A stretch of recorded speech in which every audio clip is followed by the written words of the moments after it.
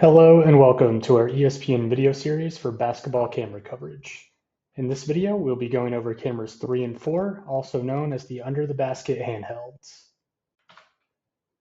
To begin, we'll take a brief look at a basketball court and how the cameras are laid out for a basketball broadcast. The under the basket handhelds are located exactly where you would think, under the baskets, camera 3 on the left side, camera 4 on the right side. And traditionally, these cameras are located on the near side of the stanchion, so the same side of the stanchion as the game camera. Next, we'll take a look at some camera assignments for this position. First, we'll start with game framing whenever the ball is coming towards your camera. Whenever it's on your half of the court, you don't want to be using very much of your lens. This applies whether or not you have a wide angle lens. You want to see head to toe of whoever has the ball, and ideally, you'll be seeing any action in the paint as well. You want to keep the ball in your frame throughout the possession. It is important to try to see that battle in the paint so that way you can see players fighting for positioning. Ideally, you'll see both player and ball on a shot attempt from the paint, but if you do have to make a choice, especially if you don't have a wide angle lens, your priority is always the player. Other cameras will be able to see the ball go through the hoop, so it's really important that the under the basket handheld, whenever the ball's on your side of the court, stay with the player on any shot attempt so that way you can see any contact and you can see where the feet are, whether or not there's a foul, whether they land cleanly, and you're also protecting that baseline and the restricted area.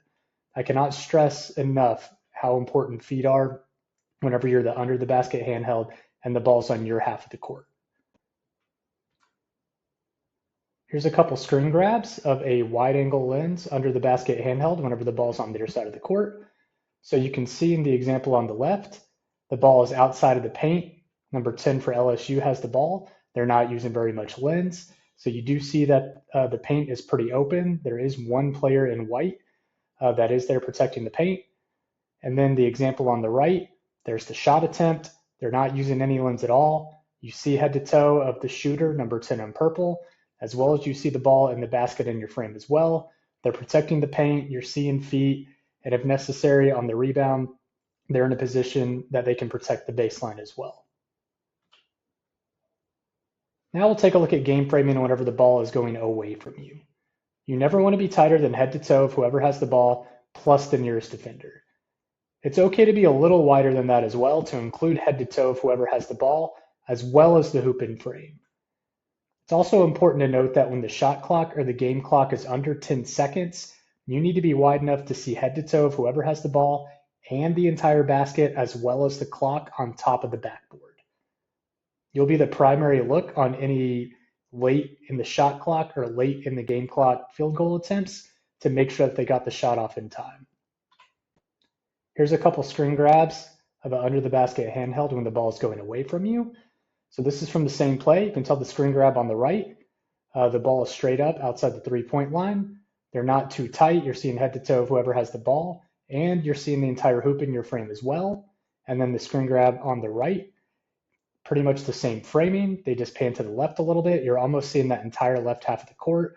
You're seeing head to toe of whoever has the ball. You're also seeing a couple teammates that could receive a pass. And the framing is close to the top of the backboard there. Next, we'll quickly run through some situational camera assignments for this position.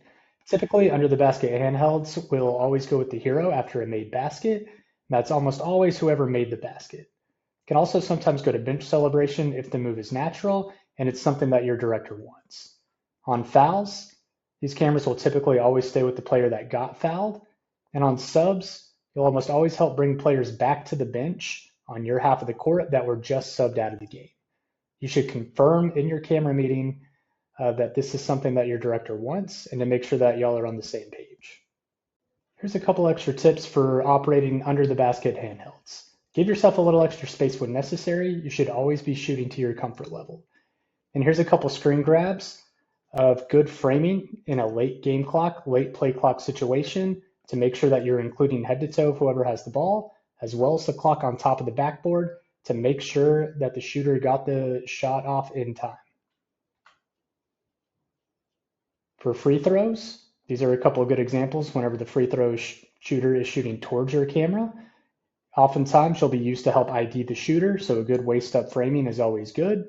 And whenever the free throw is being shot away from you, especially if there's a good crowd behind the basket, The example on the right is a great example of framing for far side free throws. Notice how you're seeing head to toe, you're not cutting off the backboard at all, and you're not cutting off any of the player's feet underneath that score bug. Here's a couple video examples of near side handheld. So they're using just a little bit of their lens here. Whenever the ball's outside of the 3-point line, they pass it in. They're already zooming out. Once the ball gets in the paint, they're not using any lens at all. You see head to toe of the shooter, as well as the ball go in. This next example, again, 3-point field goal attempt. They're already not using much of their lens at all. You see clearly head to toe of the battle for the rebound. UCLA player gets it. Then you see head to toe of her, the nearest defender. She goes up. There's a little bit of contact, but clearly no foul. And you have a good look at the rebound. Here's a good example of a jump shot whenever the ball's coming your way. So she came inside the 3-point line, zoomed out a little bit with the shot to make sure that you see head to toe the shooter, as well as the ball going in the hoop. And then again, quickly on the fast break here, they zoom out with the ball, make sure they're head to toe by the time they're in the paint, so you see ball go in and head to toe the shooter. And then here, a good 3-point example, a little bit more lens at the time that the ball is released, but they zoom out with the ball so that way you can see the shooter head to toe, as well as any action in the paint in case the shot was missed whenever the people are battling for rebound. All right, here's a great example of the importance of protecting the baseline whenever you are the near side under the basket handheld, which again just means that the ball's on your half of the court. Late game situation, 3-point game. Looks like a St. Mary's player saves it. Ends up being a 3-point field goal. Ball goes in. It's a huge basket with under a minute left. They're going to end up reviewing this play, and you're going to see just how close it is to whether or not the play should have been ruled dead or not. So he's able to get the rebound, good speed on the replay. You're seeing head to toe. That's about as close as it gets right there on whether or not they saved it. That foot may have been out of bounds while he was still touching the ball. They end up staying with the call on the floor, so the 3-point field goal was good. But that is a great example of why it's always important to not be using much of your lens and how important it is to always be protecting that baseline because it can decide games. Here's a couple of video examples of under the basket handhelds whenever the ball is going away from you. So again, head to toe, not using much lens. You're seeing the basket in your frame as well. Ball gets passed out, 3-point field goal. They're not zooming in much at all. They're not zooming out much at all. You're seeing the ball go in as well as head to toe the shooter. And then good examples of hero framing after a made basket. These examples, the camera operator is a little bit more advanced. So you're not seeing the basket in your frame. They're using a little bit more of their lens. They're being a little bit more aggressive with their framing. They're shooting head to toe and then they're zooming out still on the jump shot. So that way you can still see head to toe of the shooter as well as the ball going in the basket. Again, they're being a little bit more aggressive here. This operator is a little bit more advanced. So they're aggressive while the ball is in play. And then on the field goal attempt, they zoom out with the jump shot to make sure that you still see head to toe of shooter and the ball. And then again, here's a great late in the clock situation.